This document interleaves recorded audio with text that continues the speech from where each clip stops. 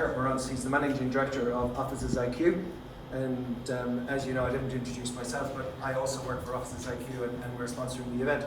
So what Offices IQ are is an independent Flexspace provider, global provider, and we're not going to say much more than that. I suppose Kurt will speak for himself, give you his own story, which is pretty impressive. And I'm going to get these out of the way so he can do his thing. So if you can welcome Kurt Mroncz from Offices IQ, please.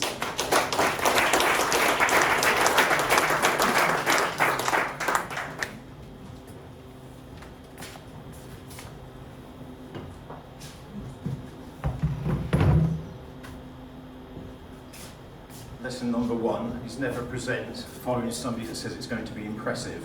Okay, because I need to manage your expectations there.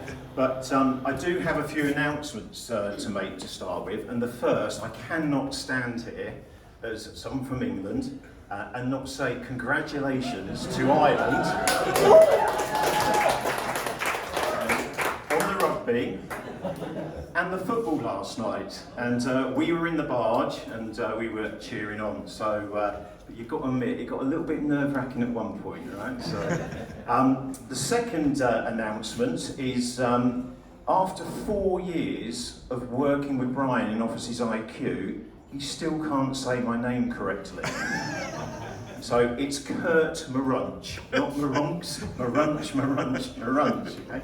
But even with a name like Kurt Mroncz, I claim to be Irish because my grandfather on my mother's side came from Kinsale. Yeah, so we won the rugby and the football last night. So excellent. So, and the final announcement is I love Flexspace. Absolutely love it. I've been in the industry. Don't worry, I'm not affected. I really do love it. I've been in the industry for 18 years. And I'm enjoying it more now than I ever have before because it's dynamic, it's fast, it's innovative, easy for you to say, and I'll talk you through that history, if you like, of service offices and where we've got to now, but more importantly, why. I've got another kind of objectives, is try not to be too patronising to you because I know a lot of you really know about Flexspace, but some of you don't. So apologies, I will give you a patronisation alert when that slide's coming up. And I'll try not to answer all the questions that are coming up on the panel later. So, let's see if this works. It does work. Okay, so what is all the fuss about Flexspace? And there is a lot of fuss about Flexspace at the moment. Everybody is talking about working flexibly, whether you're people, and I met someone earlier today that was saying, actually, I didn't even know that this type of environment was available, and there's people in their 20s working from home in a bedsit and need to get out. So everybody wants to work flexibly. And also, organisations want to work flexibly. They need to. We've had some horrendous times, the 2008 downturn, COVID, goodness knows what's around the corner as well. But the real fuss is that people are now doing something about it and not just talking about it. And I've been talking about it for 12 years, 18 years, but now it's really happening and people are really embracing flexibility. And these are some of the reasons why. Now you may be sat there saying, well, he hasn't got my challenge up there, so this is, I've got 15 minutes to talk about 18 years, so apologies if they're not up there. But these are the types of challenges that we're seeing in the corporate real estate market, if you like now. And I've highlighted just a few to talk about in more detail that are really kind of steering some of the direction of Flexspace. And the first one I want to talk about is something that is a word that is bandied around all the time, which is hybrid working. And I just want to do a quick straw poll here and just ask to put your hand up, is if you worked in the last month, you worked somewhere other than at home or a permanent desk of work. Who has worked somewhere else other than that? Okay, quite a few. Keep them up, keep them up. I'm not the only one working tonight. If I then added into that and said, okay, what about a cafe? Did you work in a cafe? Does that add more into it? Yeah, okay. So we're now working truly flexibly, and that has really changed. And it's changed over the last 3 years because of what's happened with COVID. It has had, people probably get bored of hearing how COVID has changed the corporate real estate market, but it has. And that's a real game changer for us. So hybrid working is a direct result of that period of time and that desire to work flexibly. And hybrid working is really just a combination of going to a place of work, working from home, working in a third place as well. The other thing that's really driving change within Flexspace is employee, team member well-being. Remember I was just telling you about these people that were 20 working from a bedsit all day. That's not good for mental health. It's not good for my mental health when I work from home all the time.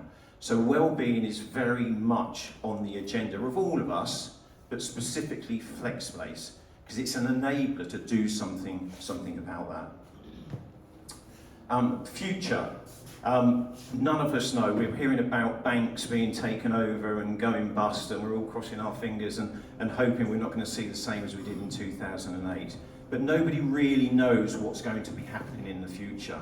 So it's another great cry out to be flexible and have that flexibility. And linked to all of that is throughout all of this, and we're going to answer this one later, and I'm certainly not going to answer it now, is that how do you replicate that culture throughout your corporate real estate strategy, whether it be home, work, flex space. So culture is another one that's really on the agenda. Patronisation alert. I'm now going to tell you what flex space is. And I'm going to make it very, very simple in terms of what I think it is, and say it's not a conventional long-term lease. It's basically, Flexspace is something that allows you to work where you want to work and for however long you want to work there, or your organisation wants you to work there and for however long. So Flexspace, so many solutions, we'll talk about some of them, but it's very, very simple. Simple to procure, simple to find, and simple to use. That's the simplistic terms. So what products are available in Flexspace? So I'm going to talk about the journey here. This is where you get to hear my life story in Flexspace when I started 18 years ago. 18 years ago, Flexspace was a serviced office. You've got 4 walls, floor, ceiling, desk, chair, and pedestal. Now you don't get a ceiling, but it's so much more exciting. We've gone through a massive transition, not over 18 years, yes it's been slow, but over the last 10 years to environments like this. We've got Thomas from IWG and Nick from WeWork with us today, two of the organisations responsible for that change. So now there's so much competition, there's so much choice for us as end users. If you walk around Dublin now, you will see so many providers of flex space. Very, very dynamic and fantastic space. The next area I'm going to talk about a little bit more is co-working. This is co-working. Yes, you can drop in here and you can use this space and work and collaborate with other people. Just drop in whenever you need to. They're all enabled by memberships. I'm going to talk about memberships because that really is a new innovation that's happened in the last couple of years. Managed space, I will come over again, because managed space, if you are in corporate real estate and you're doing conventional leases, managed space I want you to think of as a conventional lease on flexible terms. So if you imagine that you go out and you take a 10-year lease for 20,000 square feet, managed space means that you can now do that on a much shorter period of time, maybe 3 years, and we'll drill down into that in a little bit more. Virtual office, I've got to throw that in there. That basically means that you can have an address anywhere in the world. I'm not sure you can have one in the Amazon, but that was the best that we could come up with. And literally you just pay to use that address and maybe use the office occasionally. So let's talk about one of the real, I'm going to say new innovations, because Thomas is probably sat there thinking, well, that's not a new innovation, Kurt, because we had memberships way back years ago. Memberships are an enabler for you to use co-working space, whether that be a day office or whether it be a co-working environment like this. But it's a membership that you subscribe to in a number of ways. Originally, if you go back 10 years, it wasn't a selfless act that co-working, business lounges and memberships were launched. It was to fill the last 10% of the business centres. Because if you look at a business centre, I'm going to call this a business centre, apologies, it's so much more. But if you look at this, the average occupancy of a building like this would probably be about 80 to 90%. This one may be full, I don't know. You've got some that are 20%, you've got some that are 50%. But it was designed, and we started to have business lounges, and those business lounges were like a few soft chairs, and we've got this today. But you can now subscribe through a membership in a number of ways. So you can have an individual membership. So you might have a membership that commits you to 5, 10, 15, 20 days a month in an environment like this. Both IWG and the Spaces do that. There are other apps that actually allow you to use up to just 15 minutes in any location in town and bill it back to a central point. So you would have your app, you put some money on the account in the first place, you come in here, 15 minutes, half an hour, you've not wasted the whole day. And so I don't think that one solution suits everybody. And that's one thing that we'll talk about later as well, is there's so many different solutions, there's probably something for everyone. The only thing we need to think about on these is potentially wastage and over-subscribing. Because if you commit to 20 days, you might only use 5, but if you're using 15 minutes on another app, it might end up costing you a lot more than you would if you subscribe, but you know, we could talk you through that. And finally, I just want to put out a couple of stats on the right-hand side from the IPD, which is now 73% of employees surveyed said that they would leave an organisation if they were asked to go back and commute to the same place of work every day. And then they said, but if we got a pay increase of 11%, then we would, you know, consider staying and doing that commute. Okay. So what this allows you to do is to work nearer home, work nearer customers, and get that life-work balance or work-life balance that we all crave for. Just want to talk about managed space now. So remember I said managed space was, think of it as a conventional lease, but on flexible terms.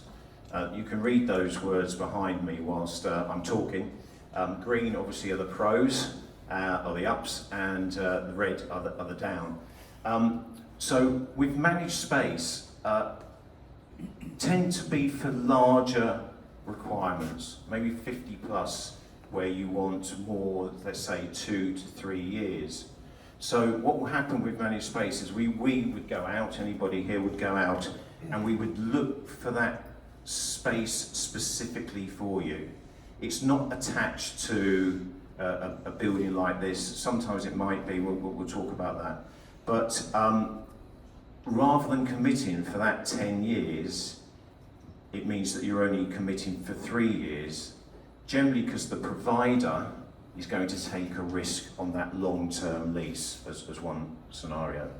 And I think there was a point made that from the group here today that surplus space is a question that many people have within their portfolio and what they could do with that. We're actually going to talk about that on the panel, but surplus space is something that could really feed into this. And so again, with managed space, you can do as much or as little as you want. So if we look at a typical timeline of procuring any type of space, we've got the client's involvement on the top and the operator's involvement down below. Basically what this allows you to do is to put all the responsibility onto the operator, and you can dip in the procurement process and the whole process as much as you want. The reality is if you're the client, the least you need to do is to choose the space, work with the design team, and obviously then work on the implementation.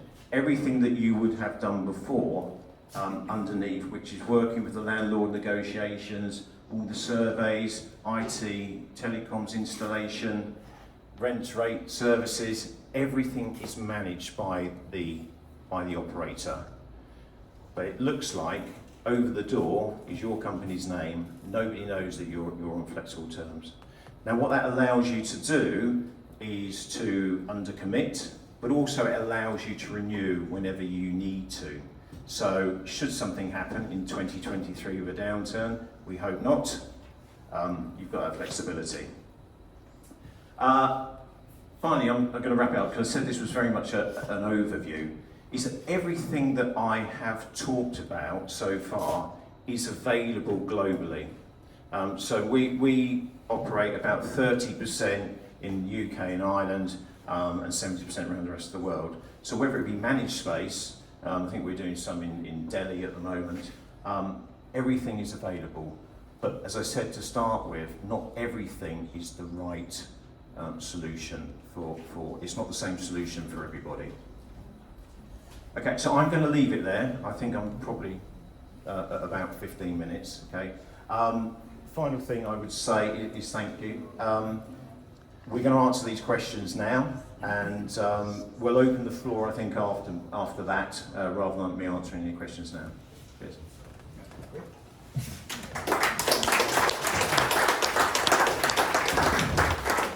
Thank you, Kurt. So we're going to move on now with the panel discussion, and let me just bring that back up there for a second.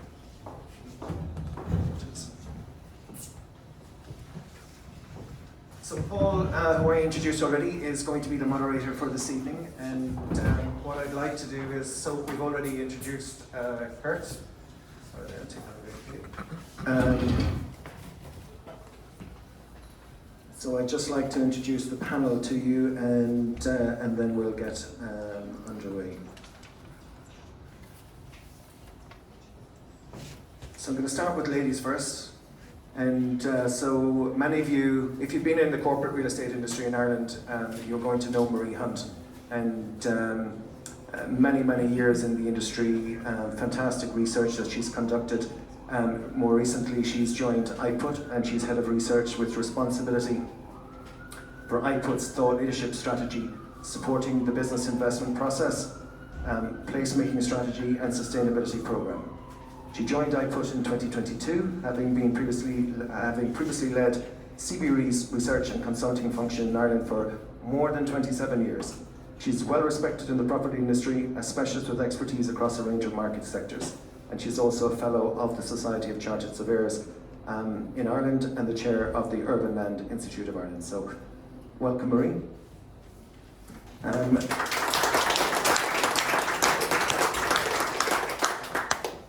So next up, I'd like to introduce Nick Giraudeau. Now, before I get taken to task, as I already have done, is that the correct pronunciation, or is that, will that do? That's perfect. Yeah. Good man, excellent. Nick, just to give you a little bit of background, is an innovative and results-driven global leader with over 25 years of international real estate experience delivering service solutions across 5 continents in highly competitive environment markets across multiple sectors. Significant recent banking and financial service experience in going through the major legacy risk and compliance change. I think one of the things that I just wanted to highlight for you this evening was he's recognised for building and motivating globally dispersed and cross-functional teams to develop purpose, vision, and strategies that support and exceed corporate strategic expectations, and has developed game-changing initiatives and drives through human capital, behavioural change, and fosters critical collaboration. So please can you put your hands together and welcome Nick.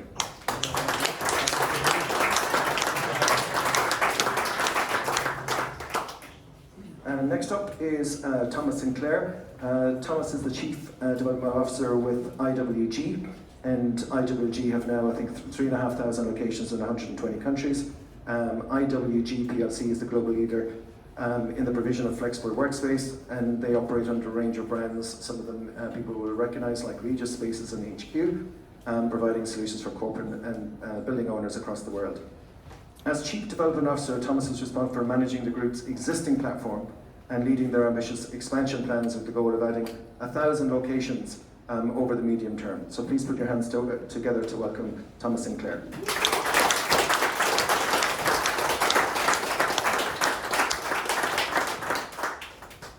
And last but not least, you just heard from Kurt, and so he doesn't need any more introduction.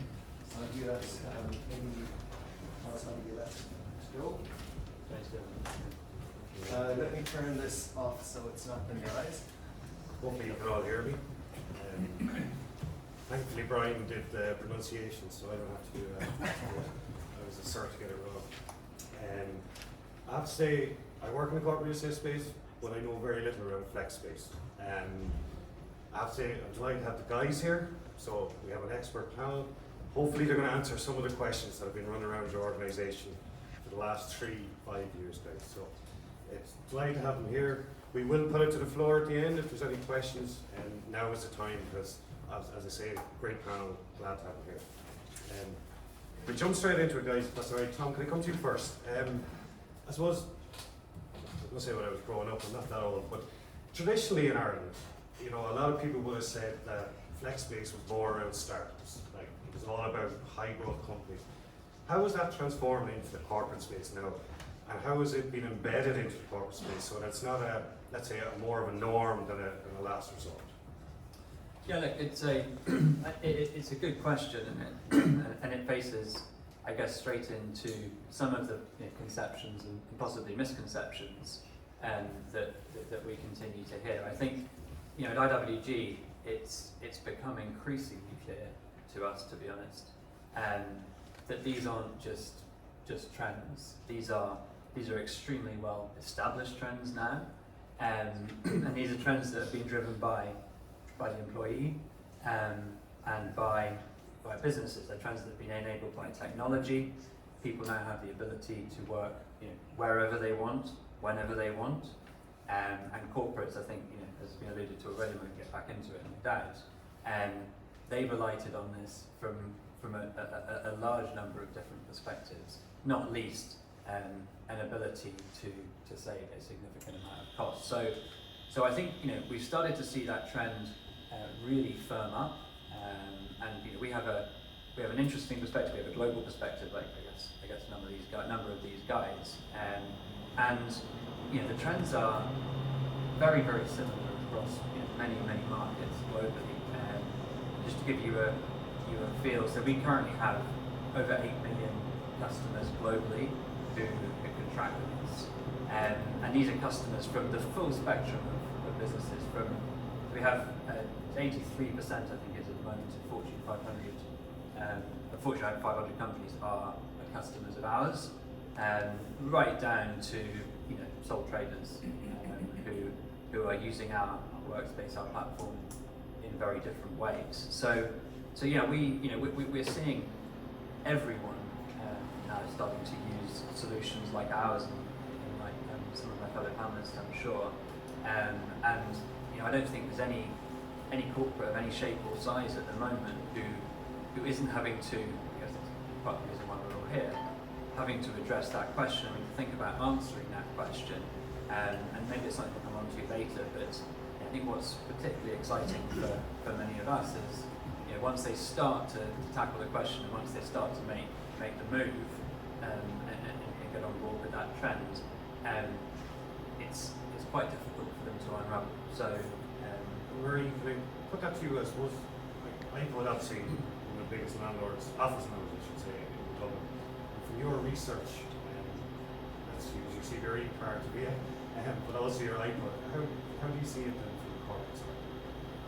I think if you look at office take-up in Dublin traditionally and the makeup of it, a large chunk of that comes from the ICT sector.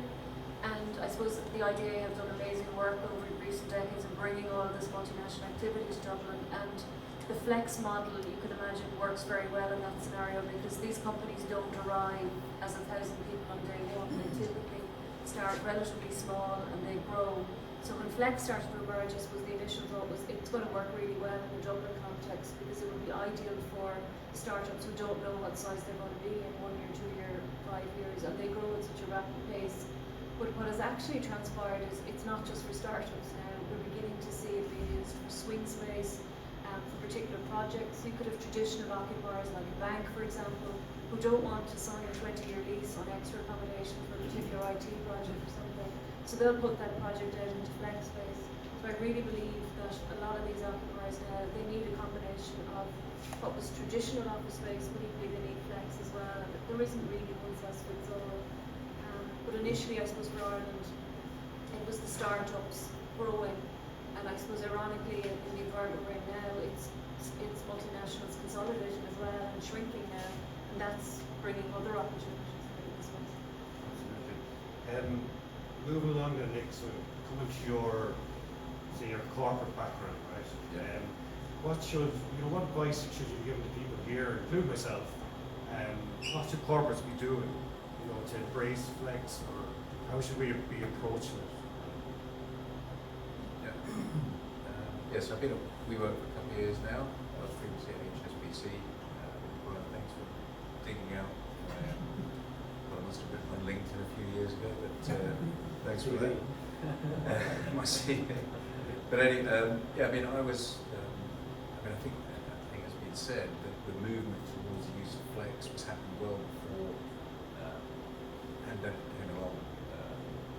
My time at HSBC, we were big buyers of flexibility. We had so many sort of projects in either emerging markets or even in London. We had huge amounts of space, but we needed to get particular types of space for short-term IT projects. And again, then at that time, it was attracting and retaining talent, so we took a huge chunk of space in. It was WeWork at the time in Waterloo, 3 floors of a building on 3-year lease, 3-year membership agreement with multiple abilities to break, and that worked out really well for both parties actually. When COVID came along, HSBC did continue to use it, and then when HSBC broke, given the flexibility that they had, actually WeWork were able to very quickly release the space. I think it showed that both sides of the equation works well if done properly, right? So I think saying advice, the price of getting it wrong, if we'd taken that decision, done a usual 6-year lease because we're going to need this space forever, would have been a really expensive mistake at the time. And the premium such that we paid was a well-valued premium that we paid on the space. So I think it worked both ways. Just to add a couple of stats from your old shop, Marie, CBREs, you're just talking about companies and corporates coming back in to use the space. I think CBRE's Occupy Survey 22 said 57% of companies questioned will have 11 to 50% of flex by 2024. 50% is probably one of the highest where the question was asked, but certainly over 10.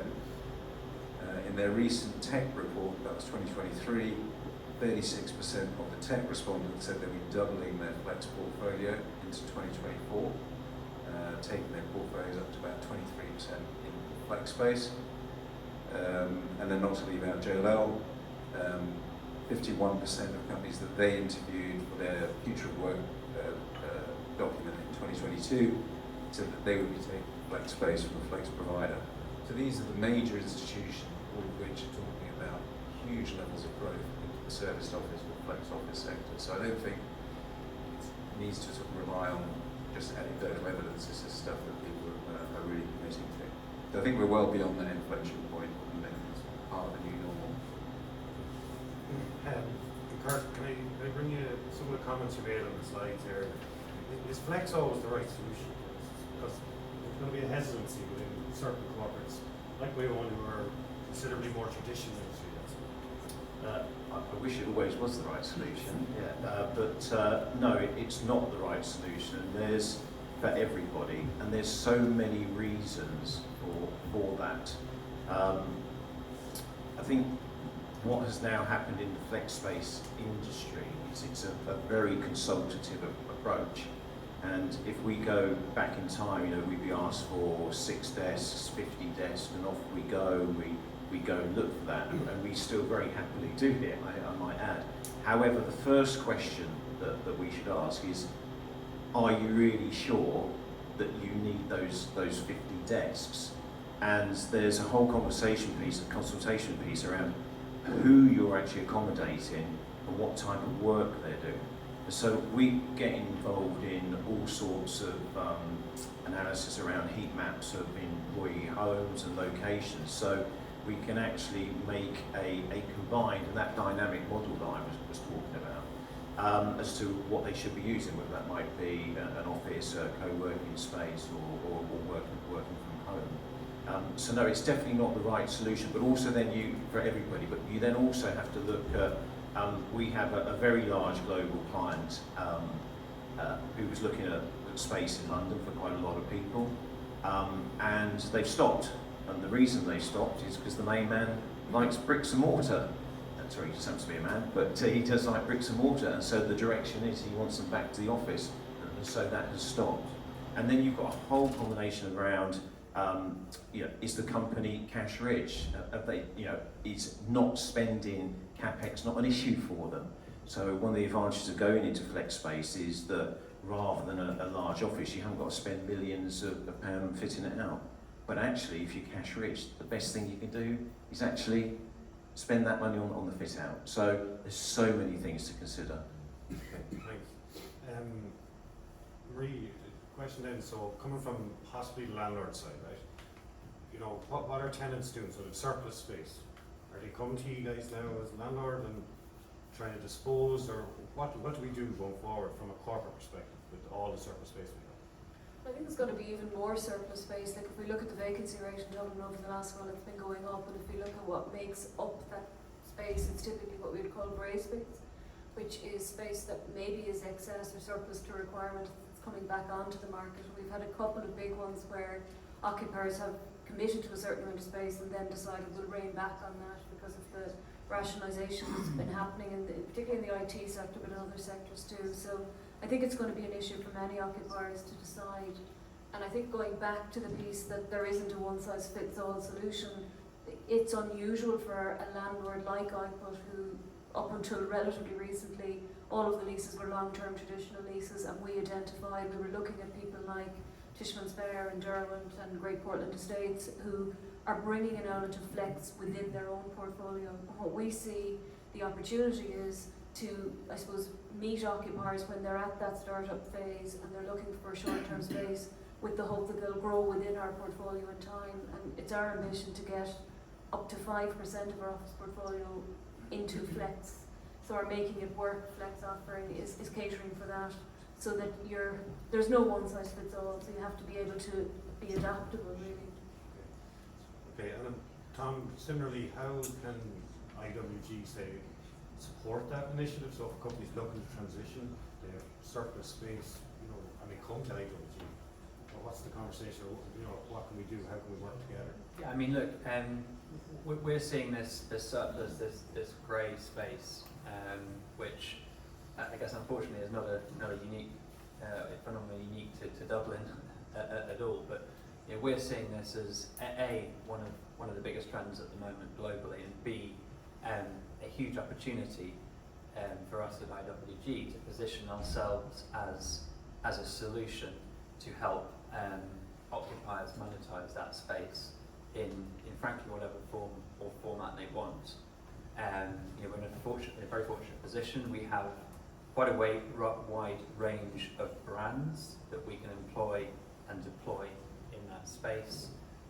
We have a very flexible range of fit-out solutions, so that we can make very best use of what's in place, of existing fit-out in place, and we can move very quickly to start to monetize that space. And at the moment, that's probably, I've got some of our guys here focused on growing the network, and that's probably one of the biggest channels of growth we're seeing at the moment, and frankly, from everything we're seeing and hearing at the moment, I would expect that to continue to grow. Kurt, you mentioned managed space. Again, that's taken Flexspace to the next level that say people mightn't be necessarily aware of. How can the managed space operators support again the corporate who have too much space? Yeah, I'd just like to pick up on what Thomas was saying as well, because we've got the two big hitters here. We've got IWG and WeWork, and let's be honest, they're the biggest in the industry globally, and so I'll just sing out for everyone else that's out there as well. There is so much choice now. There's so many operators out there. We're seeing a lot of consolidation. We're seeing huge expansions, and both IWG and WeWork are brilliant partners to work with. But they're not the only ones that would look to acquire surplus space and maybe put in Flexspace there. It's not always an easy road, I would say that, because again, I keep going on about how old I am, but I've been doing it a number of years, and you have to get a lot of ducks aligned to make sure it happened. And I think if people are sat there with Flexspace thinking, okay, that's great, we've got 20,000 square feet, we're going to sublet that out to a service office operator and it's going to come off our balance sheet, not necessarily, because there's many solutions. It may be that these guys and the other operators want to go down the route of a joint venture. They may still expect you to pay the lease. They may expect you to put money up in terms of the fit out and the investment, or they may not. Yeah. Okay. So it's not sort of black and white in that way. But it can be done, and it is done regularly. And now I can't remember the question you asked me. So. Managed space. Yeah, it's of course the corporate who's looking to dispose of space. Yeah, absolutely. Again, I talk about ducks being in a row, as it were. A lot of things have to be right for it to be taken as managed space. It's the location in the first instance, the requirement, the right size, it has to be in the right place, and it has to be the right building as well. And so whilst Thomas was saying that he's seen this being a significant area of growth, we are as well, but the timing might not be right. And how we would work with that would be with yourself, for us on the surplus space, and match that to a client that we're currently working with, either directly or through the industry. But again, in that instance, it probably more is likely that they would take the lease on off you for that, or through one of our operators. And when I talked about managed space, again, there's a huge growth in operators of managed space, because it comes in different shapes and forms. Some guys will just go in and run it on a managed deal. Others will take the lease and offer you as well. So, it swings around about at the end of the day. I know from my own experience, there's a lot of hesitancy, depends on where you go in the world, but there's a lot of hesitancy around this space. There's a lot of concerns, say, culture's one, IT, security. How do you guys manage that? Conversations with corporates, how do you manage that? What's the answer here? Yeah. Okay, so before COVID, we'd be talking to organisations in the legal side. As an example, we say, you should be living the dream and moving to Flex, and you get, we can't possibly do that for compliancy reasons. There's no way that our IT system would work for that. And all of a sudden, something called COVID came along, and then all of a sudden, I'm not going to say it was overnight, because it was difficult, but everybody did it. And I'm trying to think of a situation whereby the partners have not been able to accommodate an IT requirement. Everything is possible from a security point of view, and whether that security is physical or IT as well.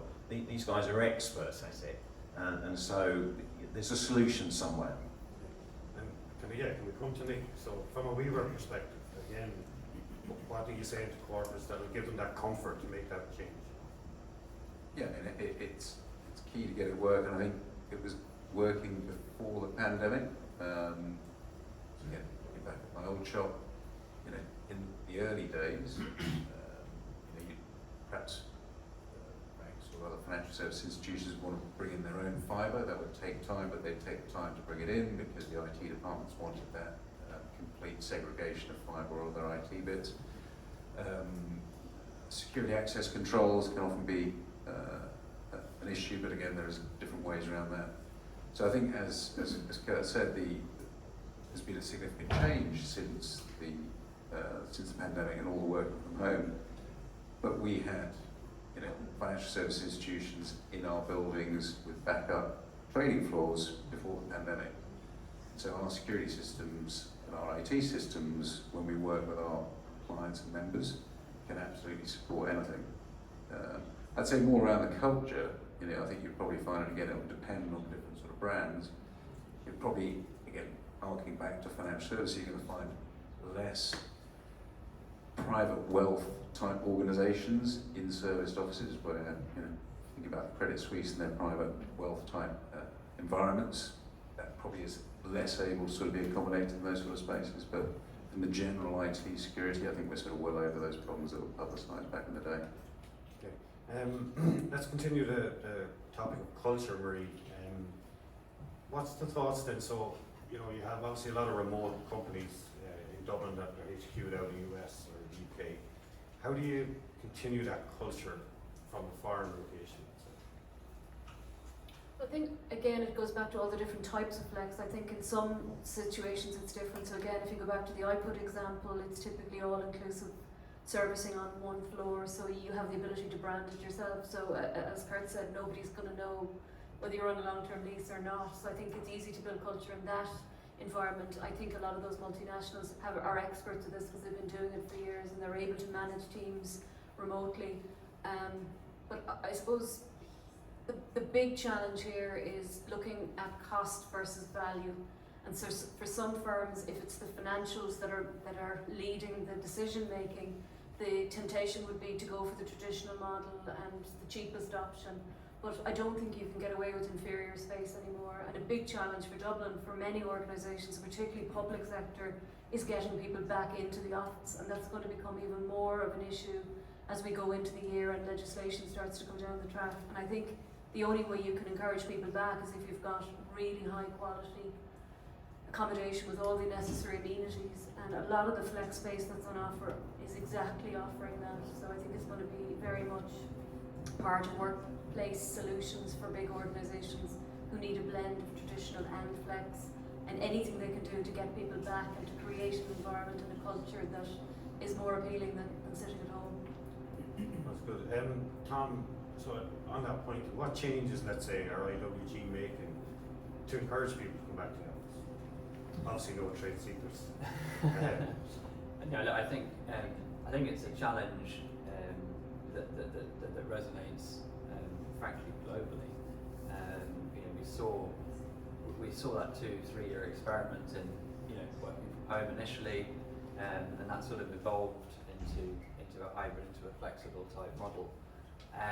And look, I think the way we're thinking about it is continuing to invest in, you know, we already have the largest network of flexible workspace locations in the world, and the trend we're seeing is that people, so the employees, are wanting that ability to work, you know, wherever they want, whenever they want, however they want, and providing them with that network of locations, that range of products, you know, many of which Kurt walked us through earlier on, and importantly from our perspective, the brands. So, you know, I think, you know, we just touched on some of the limitations that some of the flex brands might have around the sorts of clients you might expect to work in there.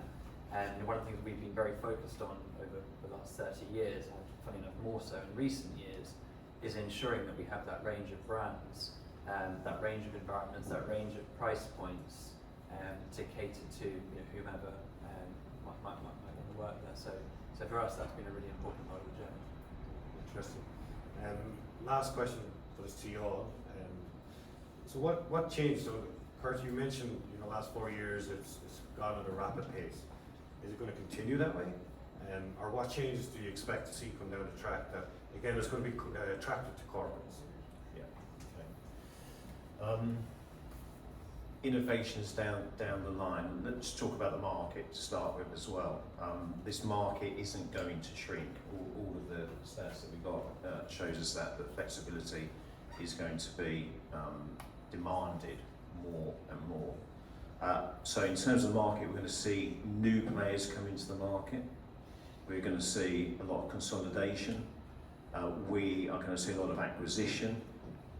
We are going to see more real estate companies get involved in launching their own Flexspace as well. But all of this means it's great choice for the clients, for the end user, and there really is a huge amount of choice. And I will just touch on culture because of that choice within the flex market, you can find a workplace that fits your culture. And of course, culture isn't just about the building, it's about the people at the end of the day. I think we'll see innovations around PropTech, the apps that we talked about, how you acquire property through apps, that is definitely going to come.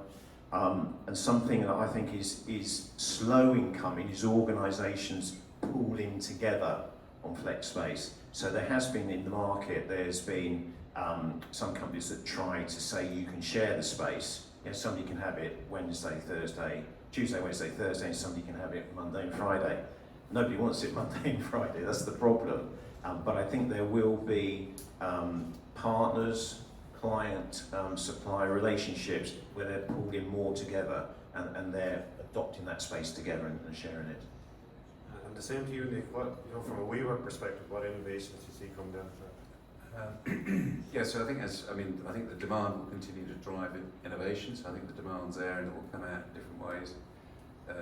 The technology, I think you've talked about getting people back into the office. So I think one of our interesting case studies we've had of late is, and I can talk about it because they talk about it themselves all the time, is Curry's. Quickly, they were out and act and couldn't get their people in pre-pandemic, during the pandemic, post-pandemic, didn't enjoy their space, and then they had 1,400 people they wanted to house, and then took space with us for 250 people in private office, 200 with an all-access membership. Again, you're talking about the blend of uses, Kurt, and then all supported with our new workplace app. I think this technology piece is key. In the past, people didn't like having desk or room booking, but actually, if we're talking about purposeful intent going into the office, the worst thing that happens today is you go into the office and you don't see the people that you want to meet. And the app that we've got at the moment is really pushing people to see, I want to see these people from this department in, and then you can actually go and book and sit next to them. So I think that's helping drive people back to the office, and stats show that once that app's been deployed, actual occupancy and use of the office jumps up by quite a significant percentage point. So I want to know who I'm going to go see, I want it easy, and I want to be able to do that in multiple locations and still see the people I want to see. And Tom, the apps and the technology drive, how is that going to improve your metrics and how you view that going forward? Yeah, I mean, look, we've invested tens, if not possibly hundreds, I suspect, of millions of pounds, dollars, euros, in our technology platform. We now operate a platform, digital platform, both from a landlord perspective, from a customer perspective, and from an employee perspective, that is fully integrated. It's not perfect, and we will continue to work on it for sure. But that enables us as an operator, as a flex provider. It allows our employees and it allows our customers to really continue to benefit from what in our view is the best possible experience. And so long as we're able to provide that, I think we can continue. At the demand side, we're all violently in agreement on. I think it's the big question I think from here is how the supply side, so how landlords actually manage that trend. And I think as you alluded to earlier, Marie, very few landlords have a flex strategy, certainly not a big flex strategy. So I think it's for them. It's going to be working out which providers to work with, where and why, understanding what's important to them and who they think can helpfully success and navigate this question, this challenge, and monetize their space. And finally, Marie, is the research showing that this is going to continue from a broad perspective? Yeah, absolutely. I think I agree with all the guys are saying. The one thing I just scribbled there is Dublin is different. So while I think we will absolutely see more flex evolving and different models and different types, we have to remember that there's nuances to the Dublin market that are a little bit different, and that could be the demographics, the age profile. We have a huge housing issue here, so a lot of people are sitting in bedrooms working, and it's not conducive and good for well-being, as Kurt mentioned. So, I think sometimes there's a tendency to assume that everything that happens in the US or everything that happens in Europe or UK, the exact same thing is going to happen here, but I think it will manifest in a slightly different way here. And just you mentioned supply, Tom. I think what's interesting here is we've just completely stopped building new offices. So yes, we have an increase in grey space at the moment, but that will eventually be soaked up. And we could find ourselves in a situation in 2 or 3 years' time where there's no new supply available, and that will be an opportunity for flex, because companies will need somewhere to land until such time as new buildings are ready for them. And with the whole ESG agenda gaining pace, they won't want to go into older buildings. They'll want to go into brand new shiny buildings, and if there's none available, there's a huge opportunity there for flex. Definitely. Before I let you go, thank you very much, guys. But before I let you go, is there any questions from the floor? Does anyone have any inside core questions that they want to ask the guys?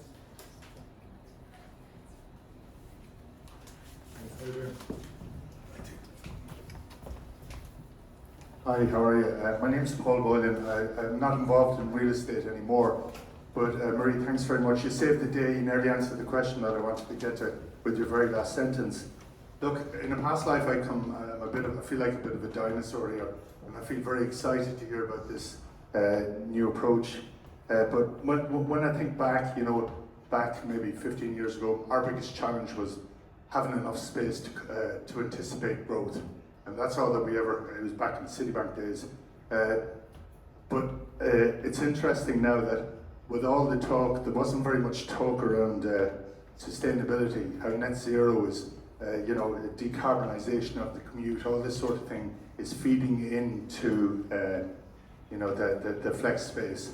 And I wonder, is it something that you can use to your advantage? If you occupy buildings fully, they're a lot more efficient rather than having sort of semi-stranded assets, for want of a better expression. So I'm just curious, what's your views on the sustainability? Anybody?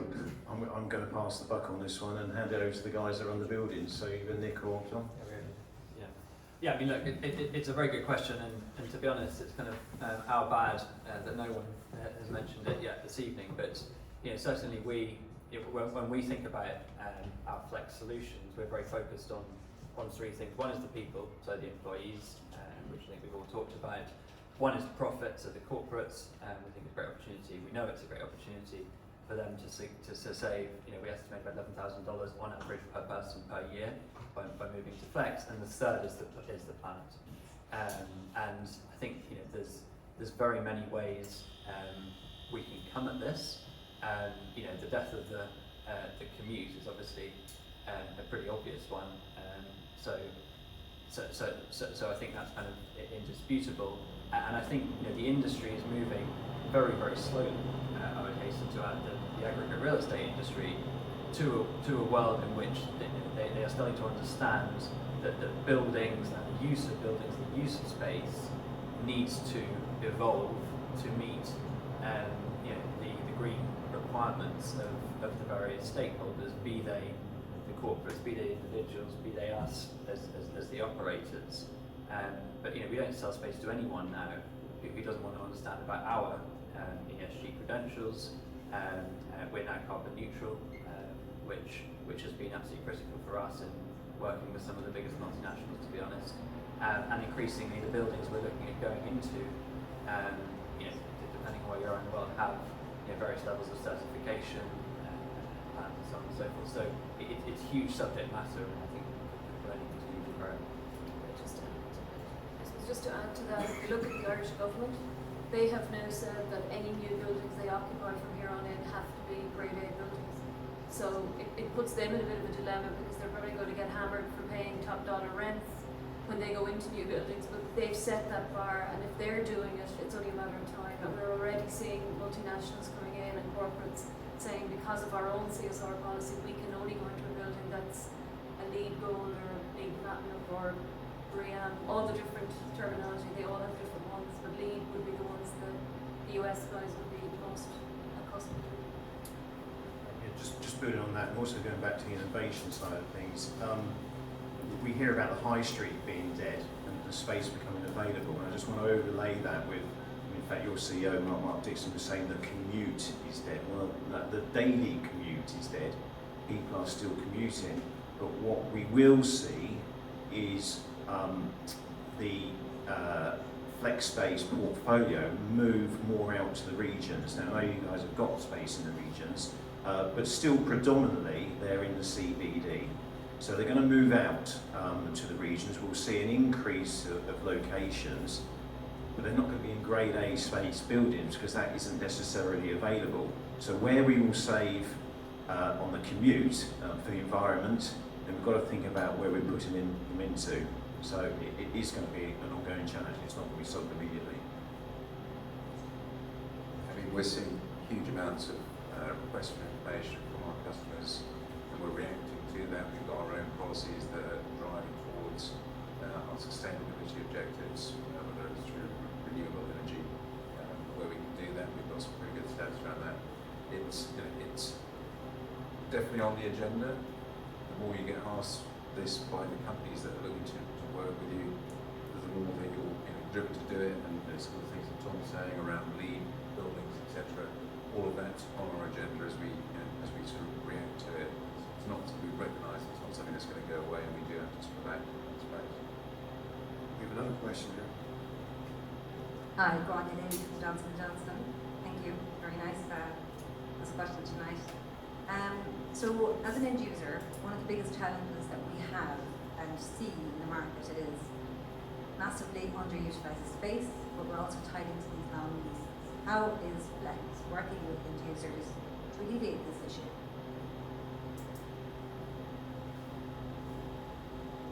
So it's easier to do as you go into these leases, right? So I think we have the discussion around taking over leases or surplus space. Where for example, we've expanded with companies where we've got deep partnerships with companies, so Organon in this instance, we expanded with them and took a facility that was too big for them in Lisbon. It was a market that we weren't in, but we had a deep enough partnership that was the right sort of market for us. And so, around like your managed solution, we went in partnership together and took that, and therefore that de-risked the future, the issue for the company if they wanted to grow faster or shrink. Right? We were able to do that because that was a good market for us, it made sense, and we had a deep relationship with the company and felt very comfortable doing. We've done 30 or so other sort of deals with Organon, so trying to, it's easier to prepare yourself for that future, which frankly we may as well admit is going to happen because the volatility of change is just getting faster and faster. To do that at the outset rather than later on down the line when you've got the surplus that we've been talking about. Tom? So if I understand the question right, how does Flexspace help you underutilise space if you're occupying Flexspace? Yeah, tied into long leases. Yeah. We've got this underutilised space. Sorry, so if I understand the question, I think it was the other way around, which is, so you guys, well, it sounds to me like you've got some big bits of space that are underutilised. As end users, I think it's a common issue today that we're seeing, right? 100%, we should speak after this. But I mean, this is exactly what I think we were alluding to earlier, and this is certainly going to be unique to J&J. There's huge amounts of woefully underutilised space out there.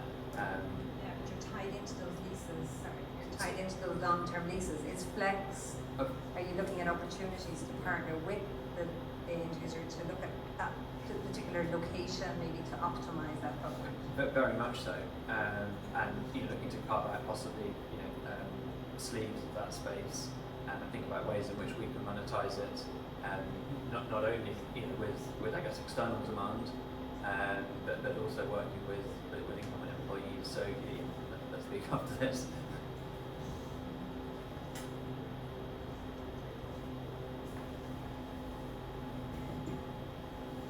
Bernie McManaman from CPRE, starting to hear the calls and this. Sorry, we can't hear. You can hear me? Okay, Bernie McManaman from CPRE. I'd just like to hear the calls from the panelists. I suppose we have different clients that some haven't enough space for their growth, some, to your point, that, there's loads of seats and not enough people.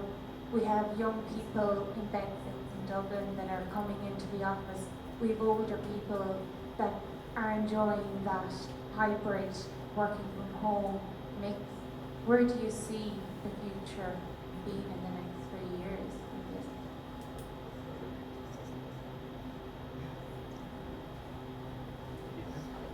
I think what you're saying, you're trying to cater for loads of different types of scenarios, and I think that all goes back to the design of the building. You really need to focus on what you want people doing within that building. There's no point, they're coming in and they're locked in a meeting room on Zoom, because they can do that from home. So it needs to be a different experience in the office, and you need a lot more collaboration space, maybe less desks, but more room to foster that collaboration and create that culture and encourage people to come in. But I think we've said it a few times now, there's no one size fits all. You need to have a combination of lots of different styles to encourage people to come in. Any comments, Kurt, on that? Yeah, I guess if we believe the headlines, then the headlines are that people like me don't want to come in because we like working from home now, because I'm near 60, and you're supposed to not believe that, but anyway, and it's the younger people that we thought would really relish working from home because they can finish early, they can go to the gym, they can go down the pub, and it's the younger, I'll call it younger generation, how old does that sound, but that are missing that collaboration. They're missing the vending machine chats, as we call them, and they're missing that environment where it's vibrant and they can communicate, and so that we really need to have that culture and that environment that attracts them. Places like this and spaces and what have you as well. We've room for one more question if anyone has one.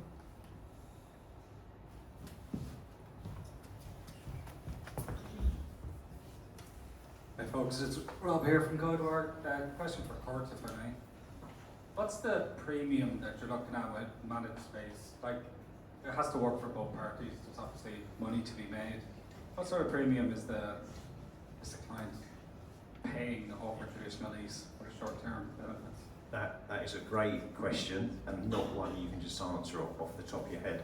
I'm going to answer it by giving you an example of where it didn't work. So we were recently looking for 20,000 square feet in London for a client. The operator was prepared to take the risk on the lease.